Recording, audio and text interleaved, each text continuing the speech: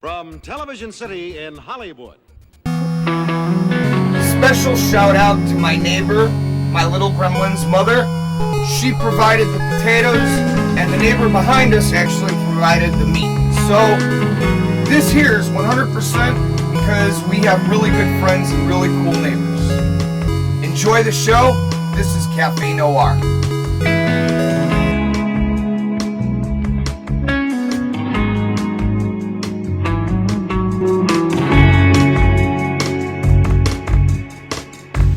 The next course will be served in a moment. The following program contains graphic language which may be disturbing to some viewers. Viewer discretion is advised. For God's sakes, don't fall asleep. The next thing you know, you could be on a jet bound for Daytona with the Beastie Boys. Even that scares me. Major Video, we bring it on home. Look what's at Major Video now. The largest selection of hottest movies now on video cassette. Predator, La Bamba, No Way Out, Platoon, Dirty Dancing. Major Video for the largest selection of videos in New England. Look around, relax, enjoy, and remember, lifetime membership is always free at Major Video, the super video store. Video, we bring it on home. Now on Mineral Spring Avenue, Pawtucket, Armistice Boulevard, Pawtucket, Warwick Avenue, Warwick, and coming soon to Post Road, North Kingstown. I'm coming to get you Saturday night. Freddy's Nightmares, Saturday at 7 on KTTY. You thought you killed me. Freddy Krueger will never die. I'm closer than you think. Just a phone call away.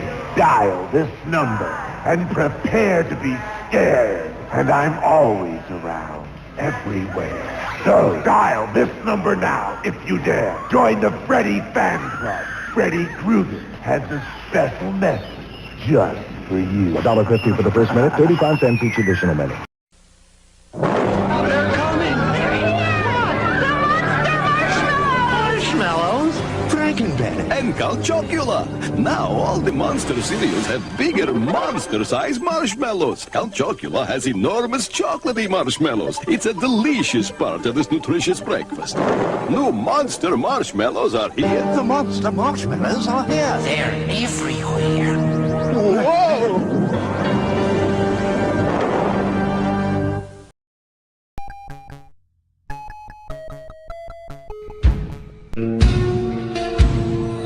Welcome back to the Café Noir, where the fire is always burning and the food screams for mercy.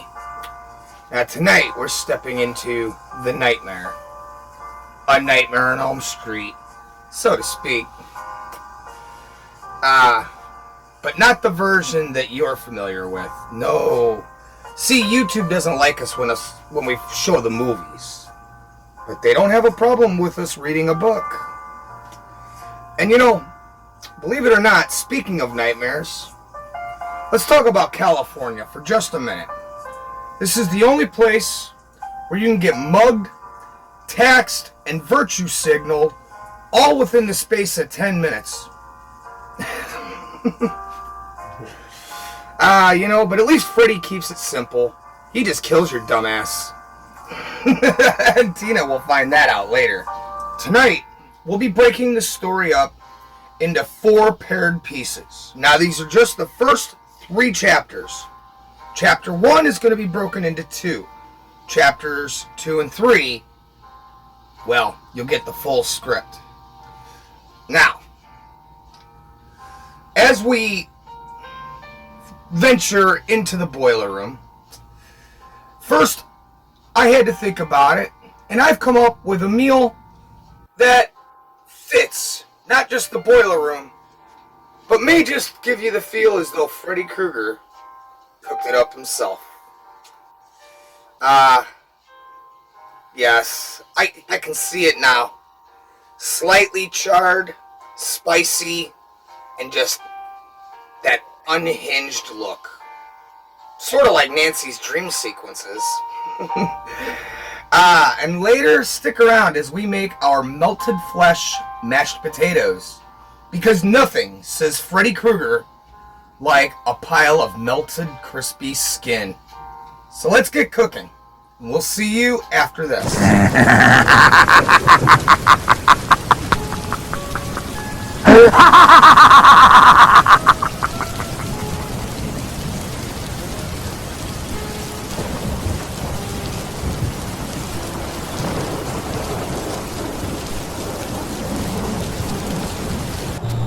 A Nightmare on Elm Street, Part 1.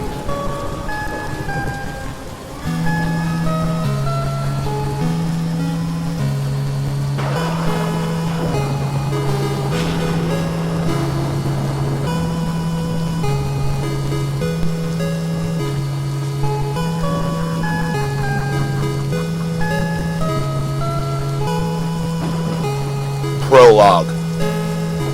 Freddy was dead. The good people of Elm Street had seen to it that the Springwood slasher would never bother anyone ever again.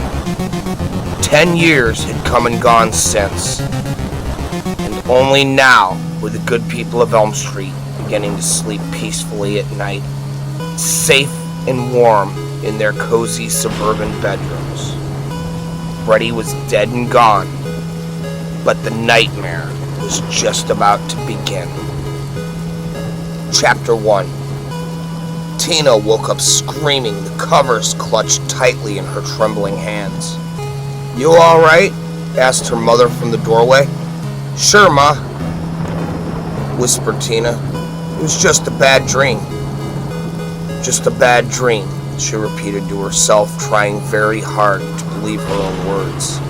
Tina had not lived 15 years without suffering an occasional bad dream, but this dream was not like anything she had ever known before. There was something evil about this dream. It had started innocently enough.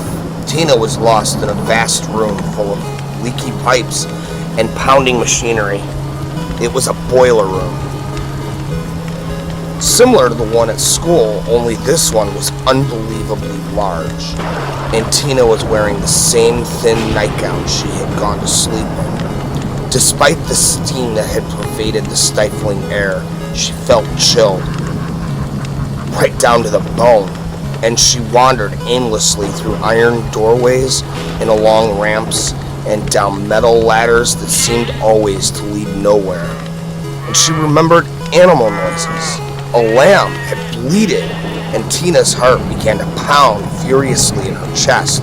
What a lamb was doing in the boiler room in the first place, and why its bleating should be so terrifying were questions Tina couldn't have answered if her life had depended on it. And why did it feel that it might? Then there was the fabric, a dirty piece of cloth hanging in the middle of nowhere. And suddenly, it tore open. It gave a terrible ripping noise as 4 gleaming blades like steel fingers glittered threateningly in the murky darkness. Tina began to run, but she was thoroughly lost and didn't know which way to go. There was a horrible screeching sound, and the steel blades scraped against the iron pipes like fingernails on the chalkboard, or a high-pitched whine of that dentist's drill as it digs painfully into the exposed nerve. And Tina kept running, knowing that her life depended on escape, but knowing, too, that ultimately there could be no escape. And then she stopped to catch her breath and wipe away the sweat that streamed down her hot face in hot rivulets. And for one sweet moment, Tina felt safe. Perhaps, she thought, just perhaps there might be a way out after all. And that was when the man with the razor blade fingers loomed up right from behind her, clawing at her nightgown with insane fury as he enfolded her into his deadly arms. It was Tina's scream that had awoken her and summoned her mother into the bedroom in the first place. "You sure you're all right?" her mother asked again, still leaning up against the door jamb. "It's just a dream," repeated Tina. "Must have been some dream." Mrs. Gray shook her head slowly from side to side and gazed at her daughter's nightgown. Tina looked down, suddenly aware of the 4 long slashes up the middle of her favorite nightgown. "You better cut your fingernails, or you better stop that kind of dreaming," said her mother. "One or the other." She looked at her daughter one more time and then quietly shut the door behind her. Instinctively, Tina reached back and removed the crucifix that hung over her bedroom wall. and clutched it to her heart as the cold jump rope song she had sung as a child seemed to chant itself in her brain. Freddy's coming for you. Please open, lock your door. 5, 6, 7, 8. Gonna stay up late. 9, 10. Never sleep again. That's what it reminded me of, Tina told her best friend Nancy Thompson the next morning. That old jump rope song.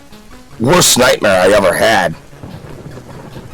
Tina was about to ask Nancy about her dream when Rod Lane trotted up from behind him and draped his arm over her shoulders. I had a hard-on this morning when I woke up, Tina, he said. Had your name written all over it. Tina looked at the boy and shrugged off his arm. There's 4 letters in my name, Rod, she said. How could there be room on your joint for 4 letters? Nancy and Clegg laughed at each other out loud. Despite Tina's flip attitude toward the boy, Nancy knew that her friend really liked him.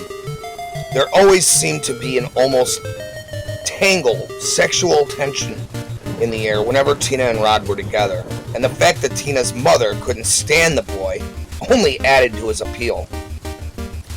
Rod had a leather jacket and he had a vulgar way of expressing himself that Nancy sometimes found a little embarrassing. Still, she knew that he was basically a good person, and she was confident that someday Tina Gray would be known as the girl who finally tamed the infamous Rod Lane. Rod, on the other hand, would never be known for the brilliance of his repartee. He yelled, "Hey!" as Tina and Nancy and Glad strode off without him. "Up yours with a twirling lawnmower!" Rod says the sweetest things, said Tina, as the boy took off across the lawn. "Oh, he's nuts about you," said Nancy, smiling at her friend. "Yeah, nuts. Anyway, I was too afraid to think about it and go back to sleep." Tina paused and looked at Nancy. "So what did you dream?" "Forget it," Nancy said. She felt herself shudder as she recalled the nightmare that had kept her up most of the night. "The point is, everybody has a bad dream once in a while. It's no biggie. Next time you're having one," Glenn suggested, "just tell yourself that's all it is, right while you're having it. Once you do that, you wake up. Well, at least it works for me." He looked at Nancy and shrugged. They had just reached the steps in front of Springwood High when the first bell began to ring. Glenn quickly kissed Nancy on the cheek and dashed off to his first class. "Hey!" yelled Tina as the boy took off, climbing the 2 steps at a time. "Did you have a nightmare too?" Glenn was long gone. Tina turned back to Nancy and sighed deeply. "Maybe we're going to have a big earthquake or something. They say things get really weird right before." But there was no earthquake, and Tina was still thinking about her dream when she got home from school that afternoon.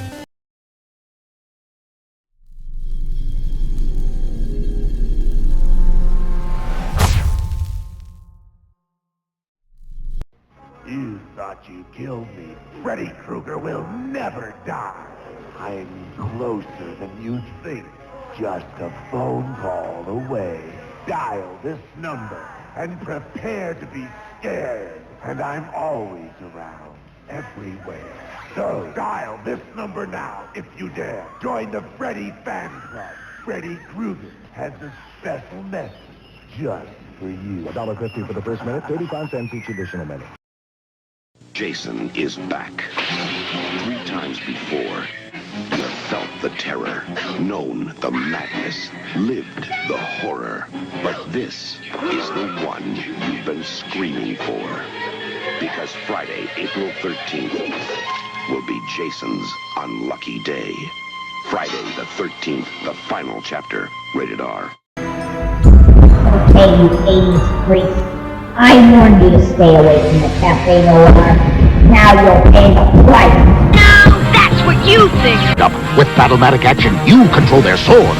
Sword is mine. Every villain will rock from all season, each sold separately, Angry 80s Freak. Hey kids, this is the Angry 80s guy here to remind you to pick up your official Angry 80s action figure. Available somewhere today.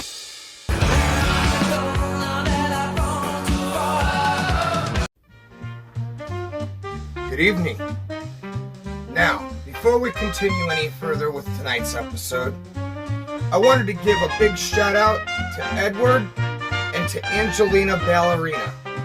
You know, you guys have been watching and commenting, and also to a friend and neighbor, you know who you are, that lives behind me. He offered up the chicken, and to you guys too watching, I wanted to give a big shout out. I really appreciate the feedback and, you know, the little talking back and forth. It's been kind of cool getting your guys' perspective on channel here. Anyway, I suppose we gotta get back to the kitchen. And welcome back. Now, in the book, you'll notice that Freddy is a lot less quippy, but that's in general for part 1 in the first place. He's also way more disturbing. And you know, kind of like your woke cousin who won't shut the fuck up at Thanksgiving, the first half of this book, you know, it just sets the tone for how the rest of the day is gonna go. Or night. You see, Chapter 1 introduces us to Nancy, who's having those same familiar nightmares. But, you know, the book lets us linger in the dread just a little bit longer.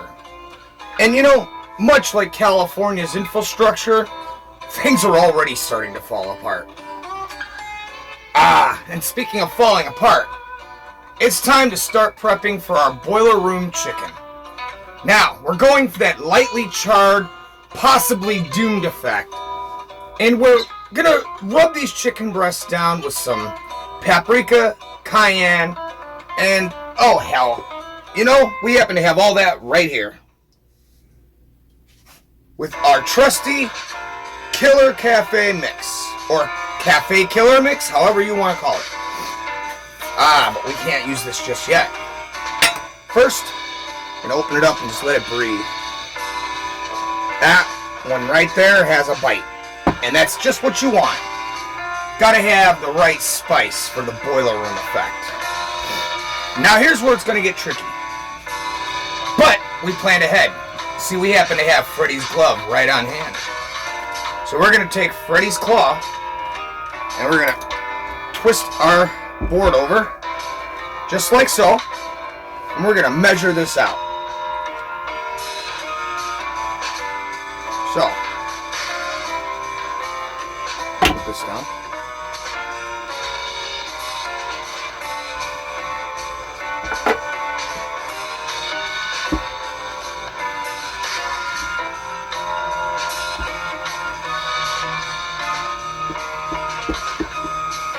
Okay, now what you want to do is just want to go inside a little bit.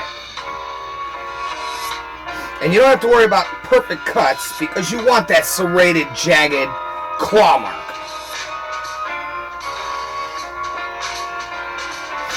Something about like that.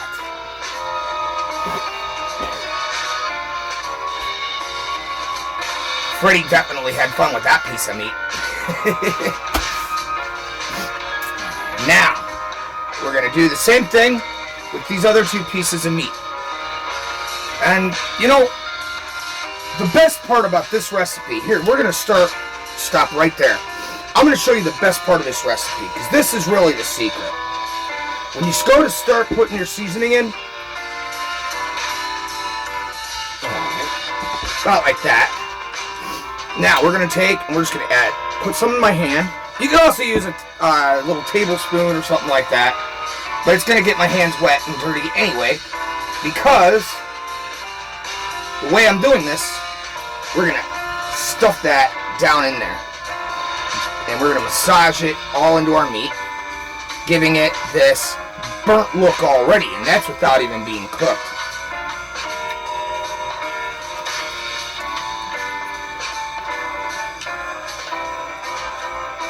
Yeah, just like that.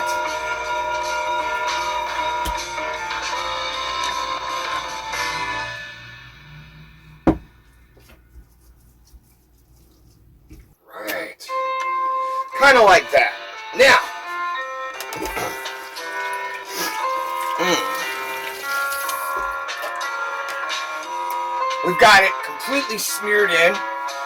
And our next step is we're going to take 2 tablespoons of vegetable oil, which I've gotten pretty good at this by now, and we're just going to drop some in. Kind of eyeball it. You don't need much, just enough to get your chicken in there. We're going to heat that up. Boiler room style. Let's crank that heat all the way. Now, this has cayenne pepper, paprika, some chili powder, some soul food, which everybody knows Freddy loves soul food. And just look at that. How sweet. Dark meat. Actually, it's white meat, but we're going to make it dark. So, in fact, we got that.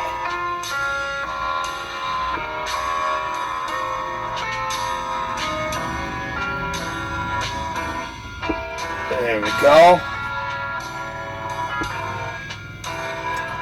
Same thing right here. Excess. And you'll notice we actually got another piece in this package. It's not even a real piece of chicken. So we're going to take these 2 pieces and we're going to do something gross with those.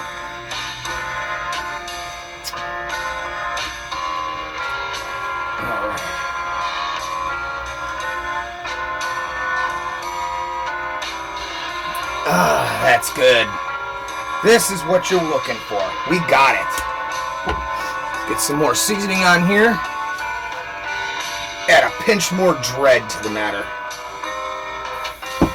So now we've got these completely seared, ready to sear. So I'm going to smear some more of the seasoning on here. And we're going to get that cooked alive, burnt look at the end of this. You know, kind of how your wallet looks once you stay in Los Angeles too long. You're watching the Café Noir. I'm going to get these in the pan. And why don't I throw you into the fire? Right there in the boiler room with Freddy. It didn't make her feel any better to learn that her mother was going to be spending the next couple of nights out of town with her current boyfriend. The first thing Tina did was invite Nancy Thompson to spend the night at her house. Neither girl objected when Glenn decided to tag along. "I'm glad you could stay over," Tina said when her friends arrived. "My mom said she's taking off for 2 days. I almost died." "Hey, no problem," Nancy said, giving her friend an arm reassuring squeeze. Nancy and Glenn to the rescue. The girls settled themselves on the couch and Glenn announced that he'd have to call home. "I can't believe his mother's letting him stay here," Tina said. "Well, he's not," with a mischievous smile. "She isn't exactly." The girls watched as Glenn inserted a cassette tape into the oversized tape player he had placed on the table next to the telephone. He waited for his mother to pick up the phone. "So I borrowed this sound effects tape." "Hello, Mom?" He pushed the button on the tape, playing on the sound. 747 from a landing suddenly filled the room. "Yeah, I'm out here at Barry's," he said. He grinned. The girls were laughing. Nancy put her hand over Tina's mouth to stop her from laughing. "Yeah, noisy as usual. Glad we don't live here, or what?" "Oh, Ananice says hello." The roar of the jet overwhelmed as Glenn was standing in the middle of the plane. "I'll call you in the morning," he shouted, his lips pressed against the mouthpiece. "Don't worry. Suddenly the tape went silent, then a new roaring began. This time it was the roar of stock cars screeching on blacktop around the racetrack. I'm not sure," said Glenn into the telephone, struggling to improvise. I think some kids are having a drag race outside." Then the sound effects changed again. There was a screeching of brakes and blood-flowing screams. And the sound of a horrible collision. Nancy jumped from the couch and tried to turn off the tape recorder, but her fingers found the fast forward instead. I gotta go, Mom!" Glenn's glaring at Tina and dissolved into laughter on the couch. I think there's been an accident out front. Meanwhile, Nancy had managed to turn off the machine. But now they were both in the middle of a full-scale war, complete with chattering machine guns and exploding bombs. Right, shouted Glenn. I'll call the police. No, Mom, just some neighbors having a fight, I guess. I'm fine. Mom, I'll call you in the morning. At last, Nancy finally found the actual stop button, and the room filled with blessed silence. Work like a charm, said Nancy as Tina exploded with laughter. An hour later, Tina, Nancy, and Glenn were relaxing in front of a cozy fire listening to soft music on the stereo. Maybe we should call Rod and ask him over, said Nancy, as she snuggled up next to Glenn on the couch. Rod and I are through, said Tina. She sat back and propped her feet up on the coffee table. He's too much of a maniac. You should join the Marines, Glenn said. Maybe then they could make something out of him, like a hand grenade. Tina laughed.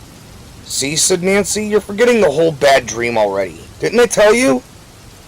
Tina shook her head sadly, the smile gone from her face. All day long I've been seeing that guy's weird face, she said, and hearing those fingernails. Fingernails? Echoed Nancy, staring at her friend in amazement. It's so strange that you're saying that. It made me remember the dream I had last night. What did you dream?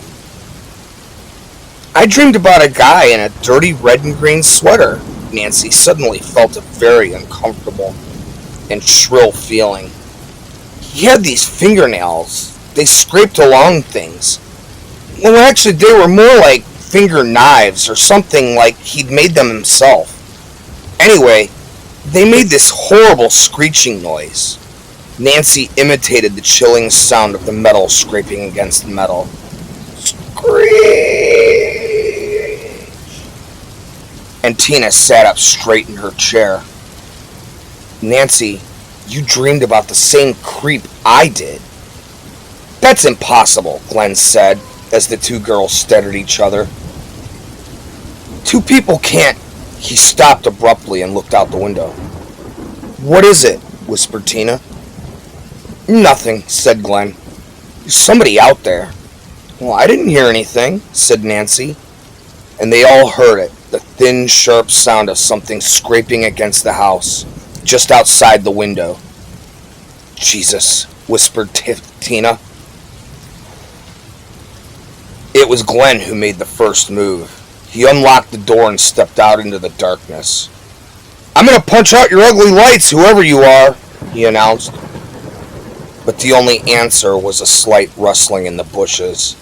Glenn promptly turned around and headed back toward the house, but the two girls propped him further into the darkness. It's only a stupid cat, he said, a little more loudly than necessary. As he edged slowly towards the bushes, he stopped in his tracks as the unmistakable scraping sound disturbed the silence of the night.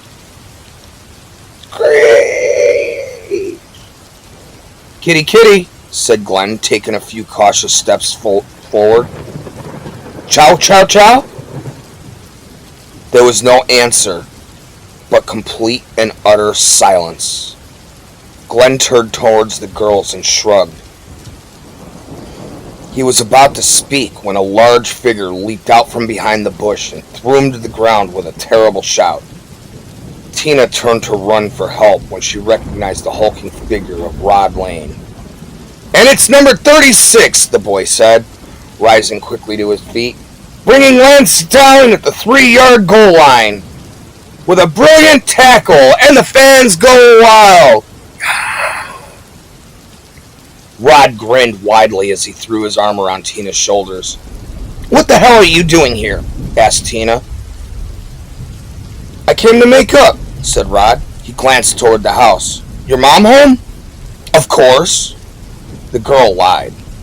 She noticed the metal object in Rod's right hand. Oh, what's that? Rod held up a rusty old hand rake. he had found laying in the yard and scraped it slowly against the side of the house. Tina winced as she heard the horrible screeching noise and had first attracted Glenn's attention. "Pretty intense, huh?" Rod said, tossing the rake aside. "So what's happening? An orgy or something?" "Maybe a funeral, dickhead," said Glenn. He glared furiously at the boy who had just scared and humiliated him in front of the girls. Rod turned to Glenn sharply, with a switchblade knife suddenly appeared in his hand. Without a moment's hesitation, Nancy stepped between the two boys. "It's just a sleepover date," she told Rod. "Just Tina and me. Glenn was just leaving." Rod stared at Glenn for a few seconds longer before closing the knife and slipping it back into his jacket pocket. Glenn breathed a sigh of relief as Rod threw his arm around Tina again and laughed. "Did you see his face?" he said, grinning as if he had just pulled off a brilliant practical joke. Then he glanced at the house again and seized up the situation. "Your ma ain't home, is she?" Without waiting for an answer, he took Tina by the arm and began dragging her toward the house. "Me and Tina got stuff to discuss," he said. "We got her mother's bed. You got the rest." Nancy waited uncertainly for a few seconds, then turned to Glenn. "I think we should get out of here," she said. Before Glenn could reply, Tina reappeared at the front door. The top button of her blouse was already undone. "You guys are hanging around, right?" she said. "Don't leave me alone with this lunatic." Nancy watched as her friend disappeared back into the house. She knew Tina really wanted to spend the night with Rod. And yet, so well, guard her together, said Glenn, interrupting her thoughts. "Through the night." Nancy looked at Glenn and nodded. "We're here for Tina now, not ourselves," she said.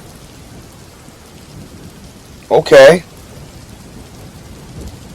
In other words, Glenn thought as he nodded in agreement, "I'm sleeping on the couch." Sometimes he wished that Nancy could be a little more like her friend Tina. Why was she so bothered by a stupid nightmare anyway? He asked as he began walking back toward the house. "Because it was scary, that's all. Don't you think it's weird, both of us dreaming about the same guy?" Glenn looked away and Nancy felt a sudden chill. "You had a dream last night too, didn't you?" Glenn shrugged his shoulders. "I never remember my dreams," he said. "All I know is my mom's going to kill me when she does the wash. I practically ripped my sheet in half." Nancy wanted to continue the conversation, but it was getting late, and she was suddenly feeling very tired. She went inside with Glenn and kissed him goodnight. Then she locked herself into Tina's room. Glenn couldn't help but think about Rod and Tina ferociously copulating each other while Nancy and he had spent the night in separate rooms. "Morality sucks," he said softly. Then he pulled the covers up over his head and tried to get some sleep. All right. Now, let's talk a little bit about Chapter 2, shall we? Now, as we divulge further into the story, here's where we really see how different the book is from the movie. You see, Tina's nightmare in the book is so much more graphic and detailed. I mean, it describes so much that... See, I don't want to spoil it yet because we haven't quite got there. But as we go back into the story, I want you guys to pay specific detail to Freddy Krueger, Tina, and the dream itself. See, this is where I get a lot of confused. Because I want to jump in and I can't wait to talk about the graphic. It's too early. And you guys know me. Not a very patient fellow. Speaking of being patient, gotta flip these. See, we're trying to get these good and basically cooked. Because all we want to do is get them into the broiler. Get them into the broiler to get that burnt, charred flavor and look. But you know, again, getting ahead of myself, and I'm good at that. See, first, we got to make up our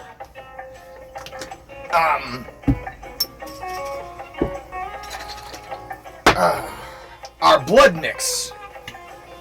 So, we're going to take some Worcestershire. I figure about a tablespoon. Basically, you just want to cover up the very bottom of it. Now, we're going to take some barbecue sauce next. Again, probably about a tablespoon. I mean, we're not going to need much of this, just enough.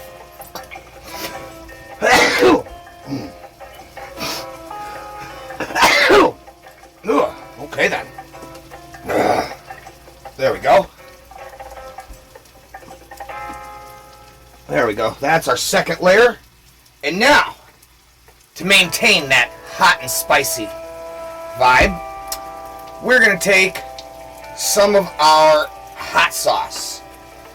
We got the Taco Bell hot sauce. Because, just like everybody else, since Donald Trump came into office, we're running for the border. There you go. Now we're going to close this up first before there's another accident. We're just going to stir that off. Just like so.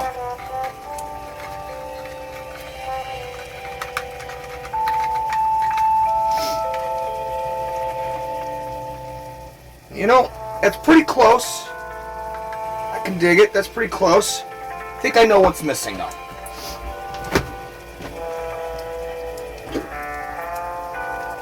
Here we go. Add some ketchup.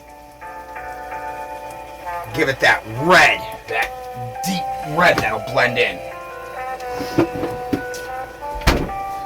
Now blend it up some more.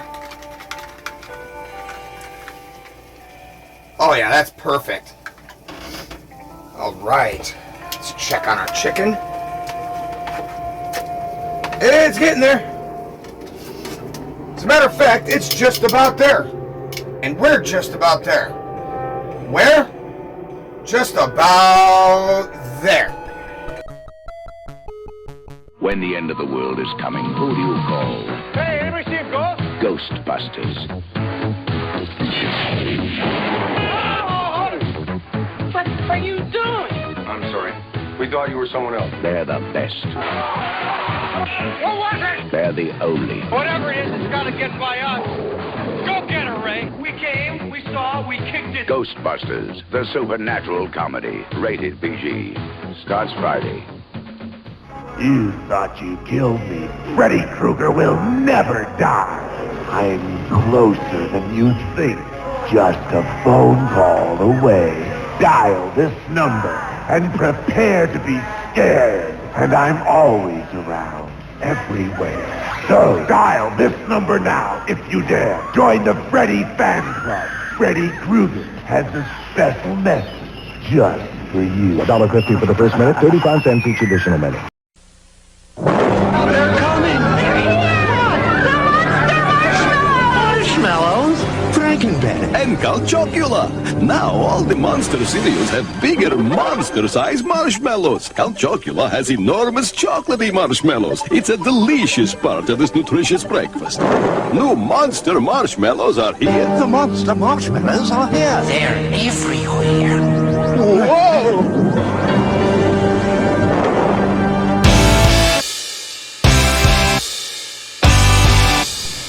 Chapter 2. Tina had a reputation for being fast. It wasn't something she was especially proud of, but it wasn't anything she lost sleep over either. Tina knew she really didn't deserve the reputation. Sure, she had slept with a few boys, but that didn't mean she was some kind of pushover. She liked sex. And she knew how to protect herself. If she wanted to fool around once in a while, Tina figured, well, it's nobody's damn business but her own. I knew there was something about you I liked, she said as she snuggled closer to Rod in her mother's bed that night. You feel better now, right? He asked with a satisfied grin. Jungle Man fixed Jane, said Tina. Rod was definitely a little rough around the edges, but there was a vulnerable side to the boy that really turned Tina on. No more fights, said Rod, his hand resting on Tina's small breast. No more fights, she agreed, feeling very sleepy and content. She thought about Nancy sleeping alone across the hall. It was hard for her to understand how her best friend could go out with a nice boy like Glenn for so long without wanting to go all the way. Good night, said Rod, yawning loudly as he pulled the cover over his head. No more nightmares for either one of us then. Suddenly, Tina felt a cold chill race down her spine. When did you have a nightmare? She asked. Guys have nightmares too, said Rod. You girls don't exactly have a corner on the market or something. Tina stared at the unmoving figure beside her for a moment and then took a deep breath. She was glad to be here with Rod, and she wasn't going to let some dumb nightmare ruin things for her. Besides, she felt safe with Rod. She watched him for a moment as he slept and then turned out the light. Tonight, I'm finally going to get a good night's sleep, she thought, even if it kills me. She had not been asleep long when she heard the noise. At first, she thought it was just the faucet dripping. She tried not to pay attention, but the pinging noises were too loud and too persistent to be ignored. Rod? She whispered, but the boy only snored steadily beside her. She sat up in bed, wondering how Rod could sleep through all the racket. There was another ping, and Tina realized it was coming from outside. She stepped into her slippers and reached the window in time to see a pebble bounce off the glass. Jesus, she whispered. It was windy out, and the trees were blowing wildly in the darkness. Suddenly, a large stone smashed right into the glass, startling Tina as a thin and ragged crack appeared inside the window pane. Somebody threw that, Tina thought. Suddenly, furious at whoever was out there disturbing her precious sleep, without thinking, she dashed downstairs and stepped out into the darkness. Who are you? She demanded, her voice small and thin in the howling wind. For a moment, she considered going back inside to get her robe, but something seemed to compel her to step further into the blackness instead. Then she was at the gate, stepping outside before turning around to look at the house. Only she couldn't see the familiar old house on Elm Street anymore. Instead, she seemed to be in an alley that she vaguely remembered seeing before in a dream. It was completely quiet now, except for the rushing of the wind. Then the metal lid of a trash can came clattering down the alley, crashing to a halt at Tina's feet. She stared at the lid for a moment and took a deep breath to calm herself. She was still assuring herself that everything was all right when she heard a horrible scraping of metal on cinder block, his steel fingers rising bright yellow sparks as they screeched horribly along the alleyway. Tina turned, looking for a place. She was about to make a break, and then at the end of the alley, when a horrible man suddenly extended his long, bony arms along the full length of the narrow alleyway, cutting off the girl's only escape route. "Oh, God," she whispered. "This is God," replied the man hoarsely. his twisted mouth grinning obscenely as he clicked his razor-sharp blades in Tina's face. And then she was running.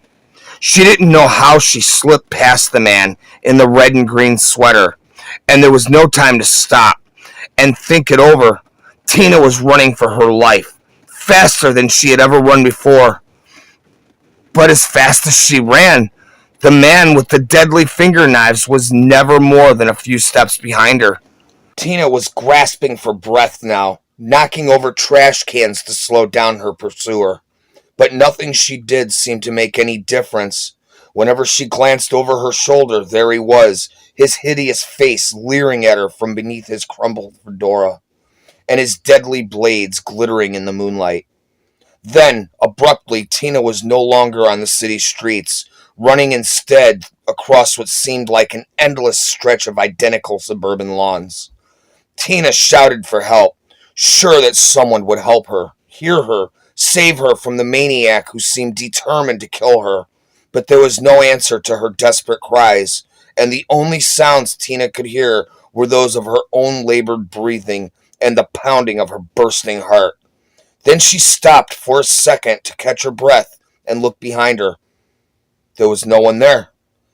Thank God, she thought, her lungs aching after the long, hard run. She looked around her to get her bearings and suddenly realized that she was on her own block again. Boring old Elm Street had never looked lovelier. Tina took a deep breath and gazed fondly at the big elm tree that had stood on the corner for as far back as anyone could remember. And there stood the man in the filthy sweater, a look of mad triumph on his face. Tina didn't know how he had managed to hide behind every tree she had been looking at, but there he was, large as life and 1,000 times more frightening. Tina turned and ran, suddenly uncertain which of the almost identical houses on the blocks was hers.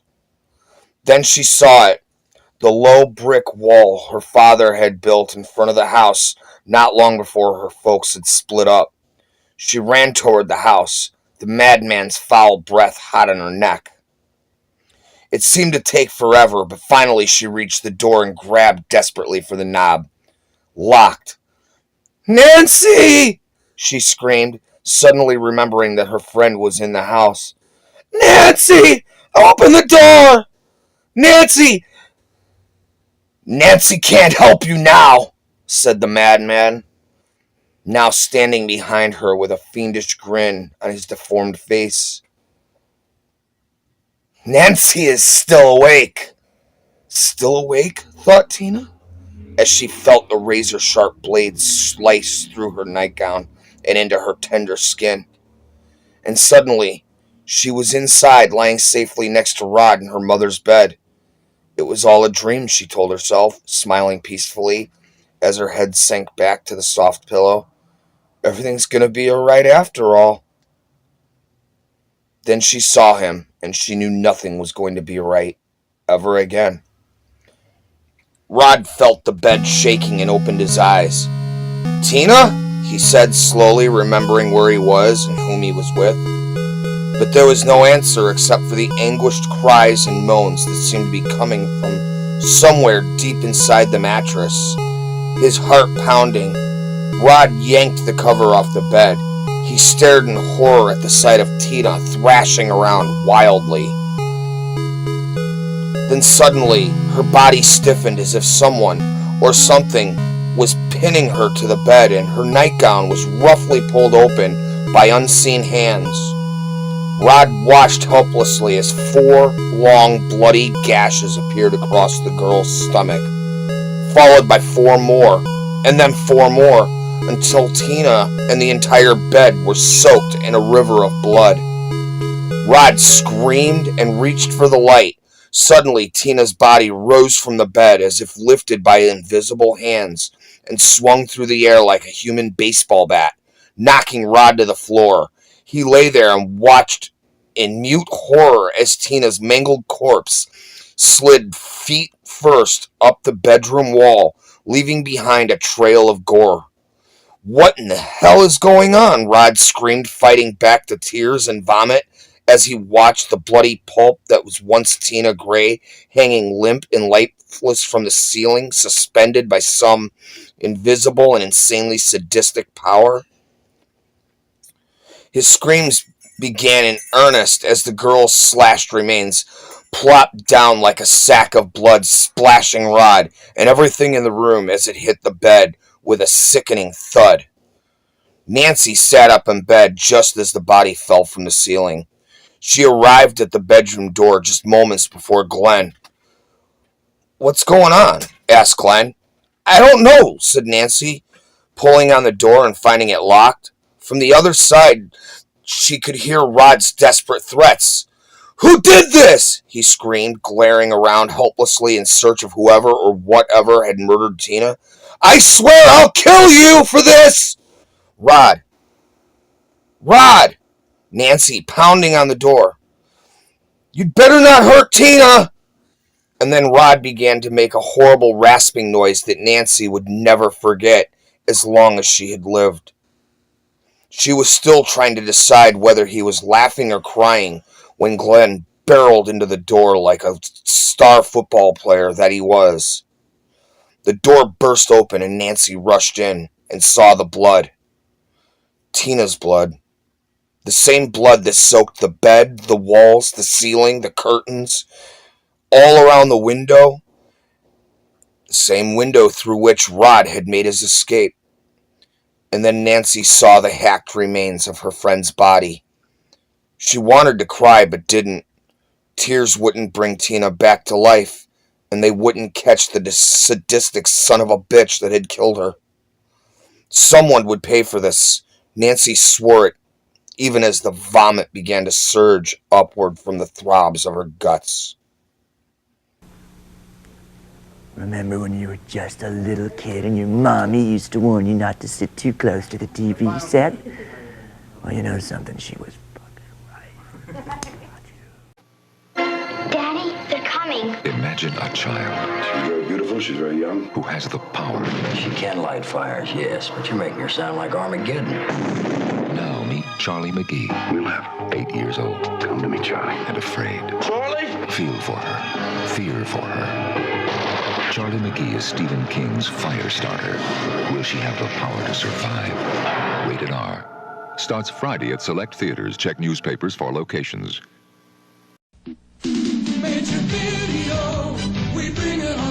Look what's at Major Video now. The largest selection of hottest movies now on video cassette. Predator, La Bamba, No Way Out, Platoon, Dirty Dancing. Major Video for the largest selection of videos in New England. Look around, relax, enjoy, and remember, lifetime membership is always free at Major Video, the super video store. Now on Mineral Spring Avenue, Pawtucket, Armistice Boulevard, Pawtucket, Warwick Avenue, Warwick, and coming soon to Post Road, North Kingstown. I had too much to dream last night. Too much to dream. I'm not ready to face the light. I had too much to dream last night. Let Freddy Krueger turn your dreams into his nightmares. I had too much to dream last night. I had too much to dream. Freddy's Nightmare. Tonight on KHNL 13.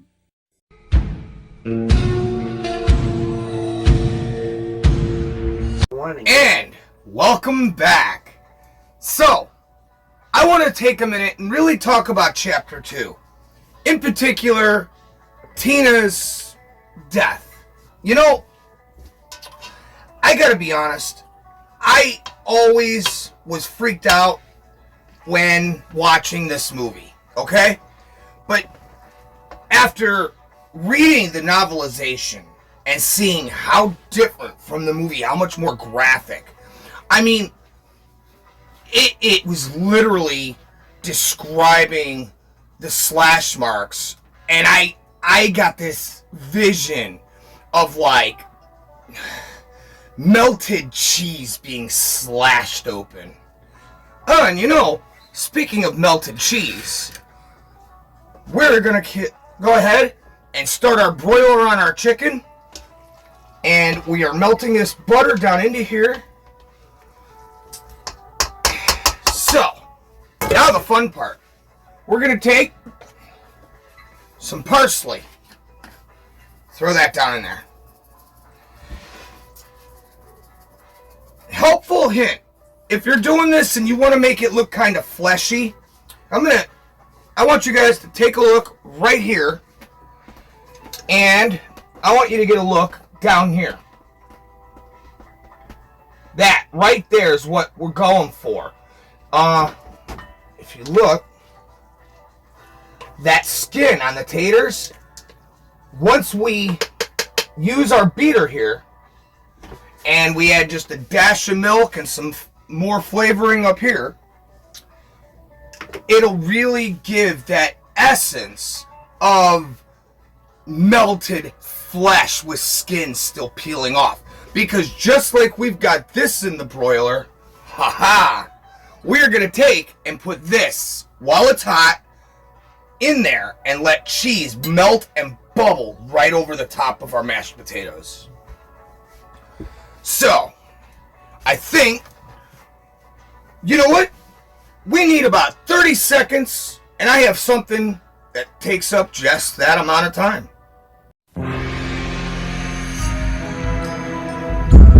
Okay, you 80s freaks. I warned you to stay away from the Café Noir. Now you'll pay the price. No, that's what you think. With Battlematic action, you control their swords. Sword is mine. Alcohol, the rock, and all season. Each sold separately. New Angry 80s freaks. Hey kids, this is the Angry 80s guy, here to remind you to pick up your official Angry 80s action figure. Available somewhere today.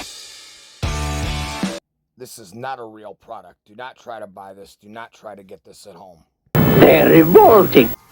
Okay, sorry for the interruption. I had to use the bathroom.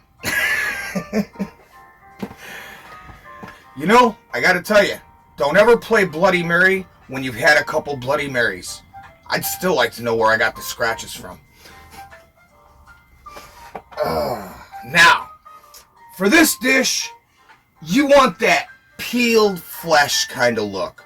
You know, something that looks as though Freddy Krueger himself just pulled it out of the fires in the boiler room and set it down at his table at home. And to achieve that, what we're going to do is we are going to take some cheese. Just good old-fashioned, all-around American cheese. And we're going to place this here. I'm going to move this up and see if you guys can see what's going on right here.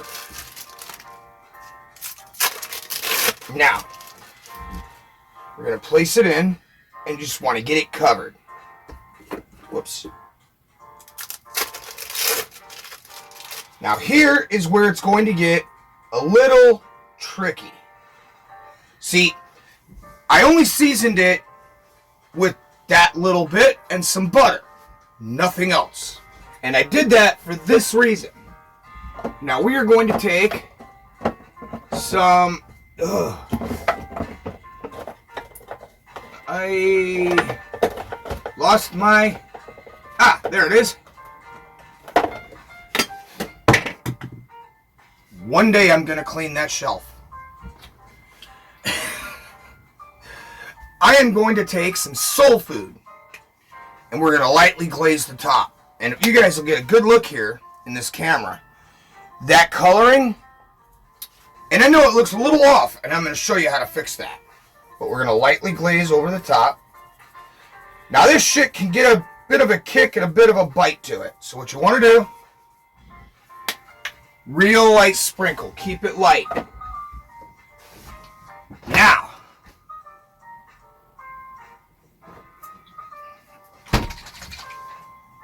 we're going to take a capful of some hot sauce.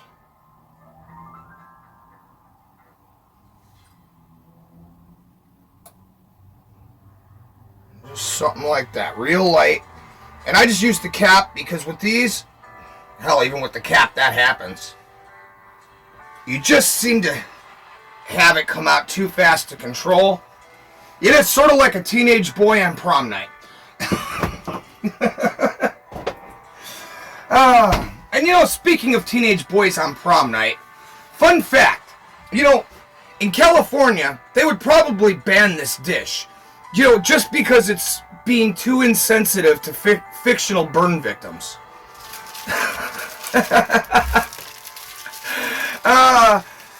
But, don't worry. I'm sure there's a tofu version out there somewhere.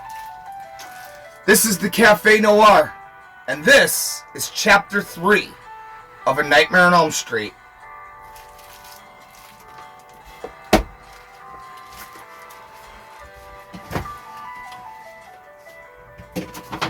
Don Thompson had never wanted to be anything but a cop.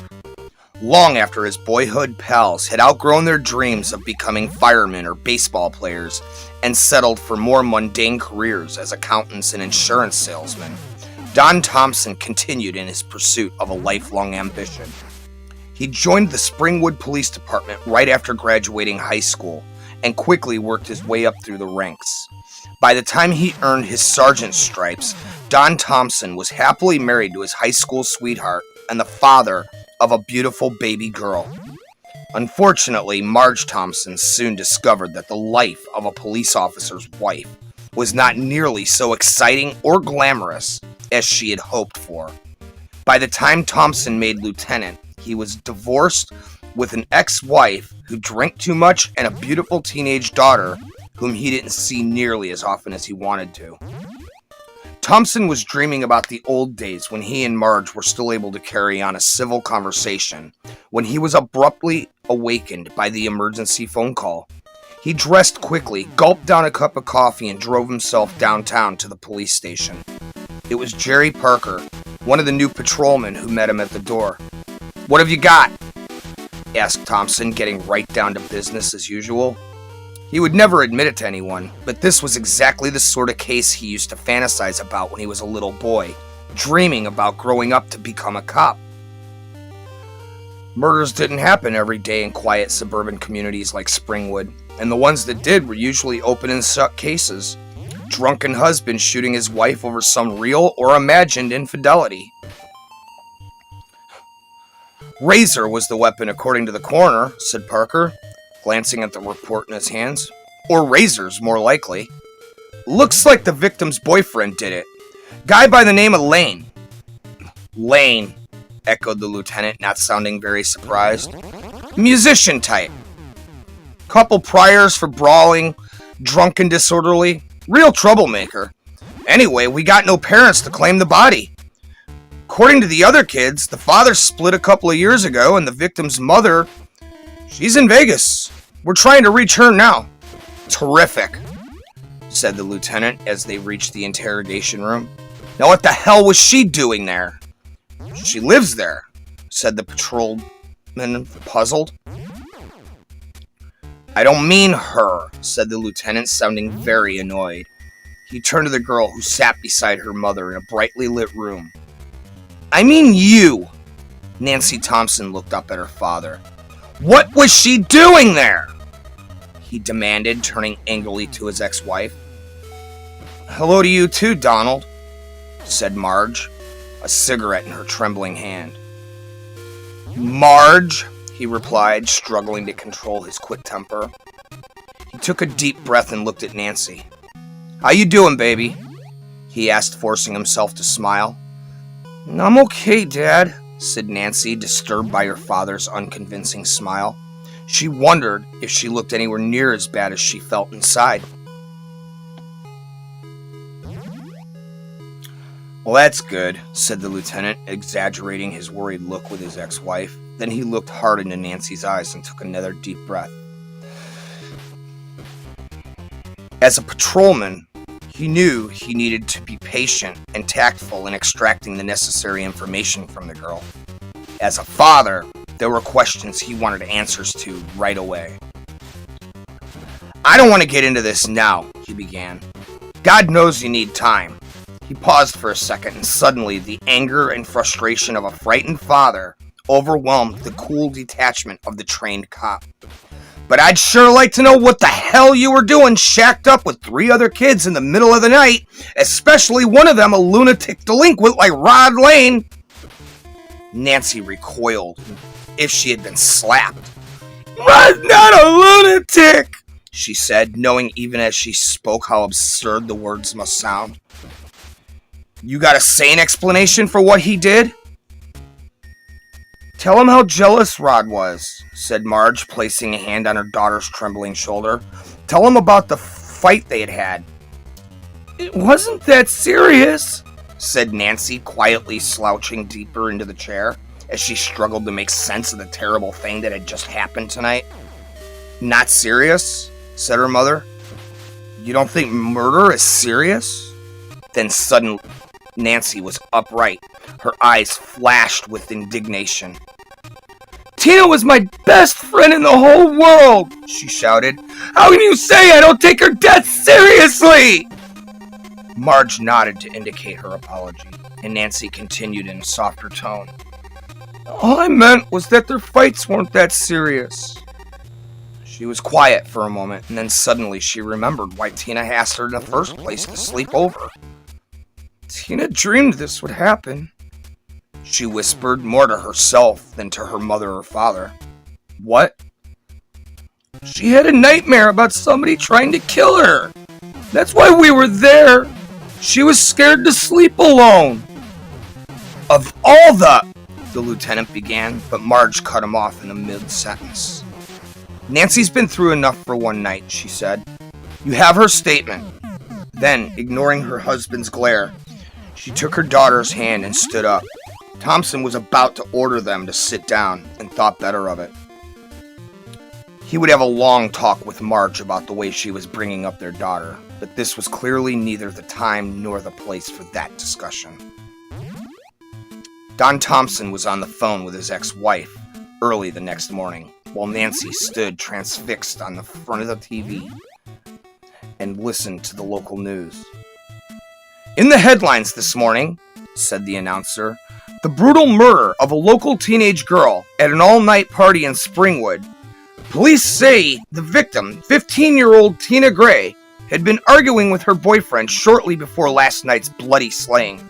The boyfriend, Rod Lane, is now the subject of a citywide manhunt. According to police, the murder weapon appears to have been a straight razor or similar sharp object. I have to go, said Marge, promptly hanging up the phone as she rushed to turn off the television. She arrived too late to stop Nancy from seeing the film of the body bag being carried from Tina's house to the coroner's van. Marge wondered how much of his influence her ex-husband had used to keep their daughter's name out of the story and the reporters away from their door. Don't go to school today, kiddo, she asked, taking Nancy in her arms and giving her a quick hug. You need your sleep. I heard you tossing and turning all night. I've got to go to school, Mother, said Nancy, gently freeing herself from her mother's embrace. Otherwise, I'll sit up there and I'll go crazy. Did you sleep at all? I'll sleep in study hall, Nancy promised. I'd rather keep busy, you know. Marge nodded and kissed Nancy on the forehead. Sometimes, she wished that she were as good as her daughter was at handling difficulties. For Marge, booze had always seemed the easiest way to make troubles disappear. Come right home after? She said. Right home, Nancy promised, hugging her mother one more time before picking up her books and heading off to school. Nancy had only walked a few blocks when she began to get the feeling she was being watched. She turned around and noticed the tall man in dark glasses standing across the street. For a second, she thought he was staring at her. My best friend just got killed, she thought. I guess I'm entitled to be a little jumpy. She took a few more steps and then glanced back over her shoulder. The man with the dark glasses was gone. Don't be paranoid, she told herself, although she couldn't imagine how the man had managed to disappear so abruptly. Then she took a deep breath of the fresh morning air and walked a little more quickly toward Springwood High. She was only a block away from school when a strong hand clamped over Nancy's mouth and she was dragged into the bushes. Nancy had begun to struggle when she realized she was being held by Rod Lane. Don't scream, he whispered. I'm not going to hurt you. He waited until Nancy stopped struggling before removing his hand from her mouth. Your old man thinks I did it, don't he? Did you? Asked Nancy as calmly as she could with her heart pounding like a jackhammer. Of course not, said Rod angrily. I never touched her. You were screaming like a madman. Someone else was there, he said, knowing even as he spoke how crazy he must have sounded. Nancy looked at Rod for a long moment, and she shook her head instinctively. She knew he was telling the truth, and yet... The front door was locked when the police came, she said, trying very hard to make sense of Rod's story. And the bedroom door was locked from your side. Don't look at me like I'm some fucking fruitcake, said Rod. I swear I never touched her. Nancy nodded, and she was about to say that she believed him when she realized he was staring over her shoulder. Good morning, Rod, said a familiar voice. Nancy turned to see her father standing behind her with his police 38 special pointed squarely between Rod's eyes. Now just move away from her, son. Real easy, like your ass depended on it. Rod looked at Nancy for just a second, and then he lunged wildly out of the bushes. Nancy stared in horror as her father raised his revolver to the firing position. No! She screamed, jumping between Rod and her father. Are you crazy? Shouted Thompson, pushing Nancy aside as he took off after Rod. The chase was a short one. Rod had already been wrestled to the ground by the tall man with dark glasses, even as two uniformed policemen roughly shoved Rod into the squad car. Nancy could hear the boy insisting that he hadn't done anything. She waited until the car door slammed before turning angrily to her father. You used me, she screamed. What the hell did you expect? He asked, bewildered and even more than a little annoyed at his daughter's attitude. And what are you going to school today for anyway? Nancy thought 1,000 things she wanted to say, but none of them seemed to express exactly what was in her heart at that moment. Instead, she simply turned away and strode briskly toward the school building. Hey, Nancy! The lieutenant shouted, but his daughter ignored him and kept on walking. He stood there staring and wondering what the hell was going on. I guess I'll never understand women, thought Don Thompson as he turned around and walked slowly toward the car. That's Jenny. But that's not Jenny's dad. If she gets into that car, you may be looking at Jenny for the last time. I'm McGruff, the crime dog. Let me show you something. See that playground? A lot of kids there. Every day in this country, 60 kids disappear. Some run away, but a lot are kidnapped by strangers or even by people they know. Almost 20,000 kids a year. 20,000 kids, one kid at a time. Maybe your kid, on your street, just like Jenny. You know, your kids can learn to protect themselves against crime at home, at school, on the street.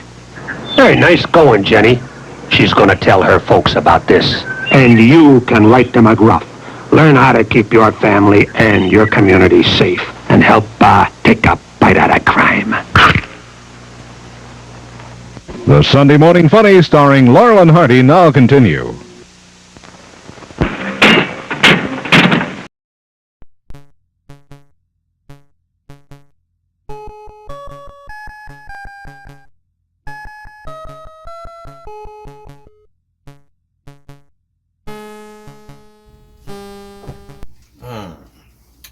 We are now into Chapter 3, which means Nancy's nightmares are fully unleashed. You know, Nancy's starting to realize that she's in real trouble, much like the people that have moved to San Francisco in the last 20 years. But I digress. You know, as we get ready to start tonight's meal, as far as dishing up and serving, and to me that's really the start. Sure, you cooked it, you prepared it, you did all that, but now you're starting because you get to eat it.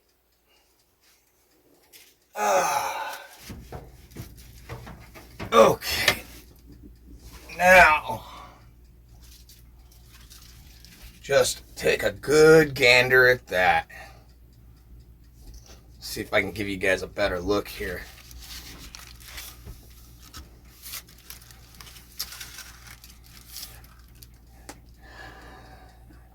The claw marks and the blood just dripping down. And you know, speaking of the blood, this book really does give us, you know, more of the thoughts of Nancy, and that she's not so much just scared, but she's really starting to unravel. You know, kind of like my patience when people tell me that Freddy just needed therapy. Oh, and that is our melting flesh mashed potatoes. Let's see how they turned out. Damn, those smell good. Right.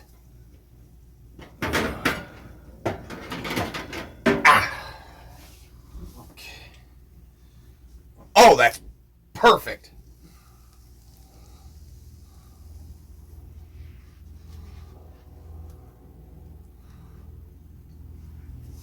And there is our melted flesh.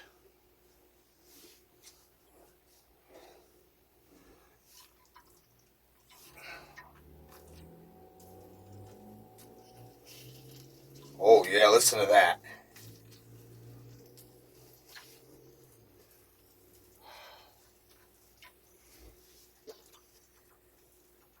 And that, my friends, is our first dive into A Nightmare on Elm Street. The first 3 chapters gets us going. We get to meet the characters, get to know the story. And for those of you who are only familiar with the movie, I personally like the fact that you get more inside the characters' heads. You get to know the characters more. I mean, I always thought Nancy's dad was just some fucking dick, and her mom was just some fucking drunk. But I never really understood their perspective until reading the novel and just honestly getting to know, like, who they are as people. And Nancy, too. She always kind of struck me as this stuck-up... No, she was a normal kid going through hell because her parents fucked up. But we're not there yet, so I can't say anymore. Anyway, we are going to keep digging into this dish and digging into this book. In fact, next time we come back, we are going to be doing Chapter 4 and as many as we can within an hour. Because I figured on top of the show, with the book, we got about an hour. That gives us half hour, 45 minutes to cook. I hope you guys had fun. I hope you enjoyed the show. And, you know, until we return, just watch those nightmares. And remember, if your friends are having the same nightmare, you are the Dream Warriors. This is the Café Noir, and this is where I say goodnight. Café Noir was recorded in front of a live studio audience.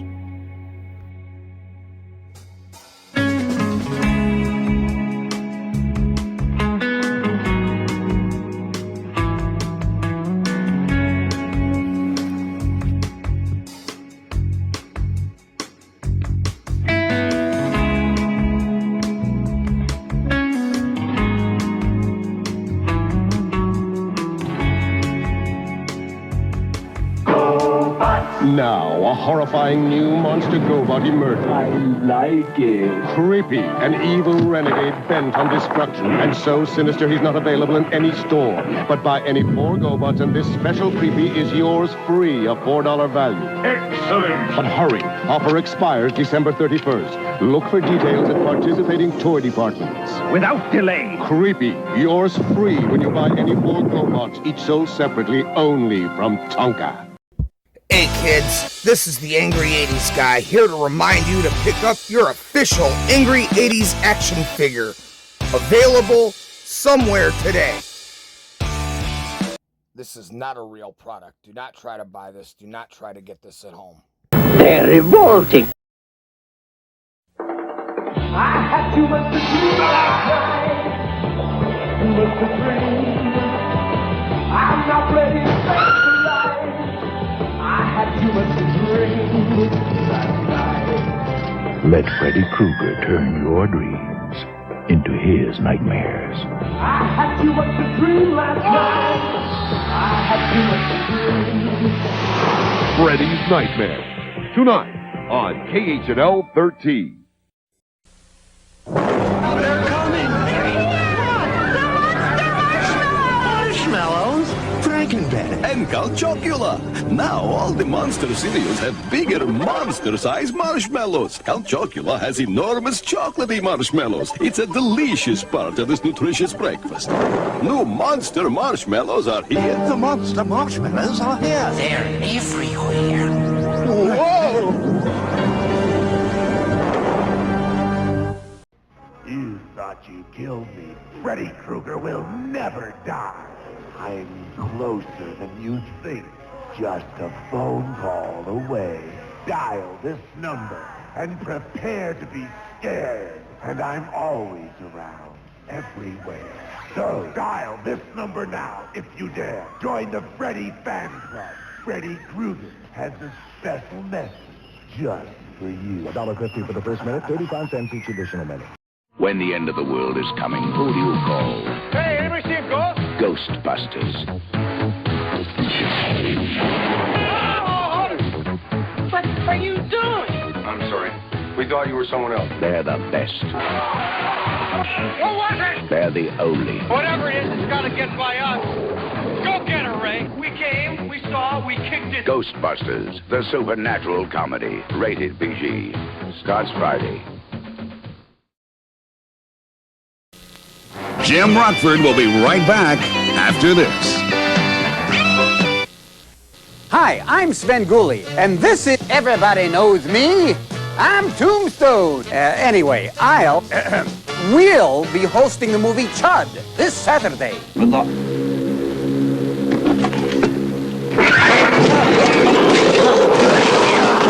Watch out for Chud on this week's Sven Gulli Cinema. Saturday afternoon at 5 on Channel 26, The U. Sven Gulli Cinema? How about Tombstone Talkie? Yeah. Jason is back. 3 times before, you have felt the terror, known the madness, lived the horror. But this is the one you've been screaming for. Because Friday, April 13th, will be Jason's unlucky day. Friday the 13th, the final chapter, rated R. Daddy, they're coming. Imagine a child. She's very beautiful, she's very young. Who has the power. She can light fires, yes, but you're making her sound like Armageddon. Now meet Charlie McGee. We'll have 8 years old. Come to me, Charlie. And afraid. Charlie! Feel for her. Fear for her. Charlie McGee is Stephen King's fire starter. Will she have the power to survive? Rated R. Starts Friday at select theaters. Check newspapers for locations.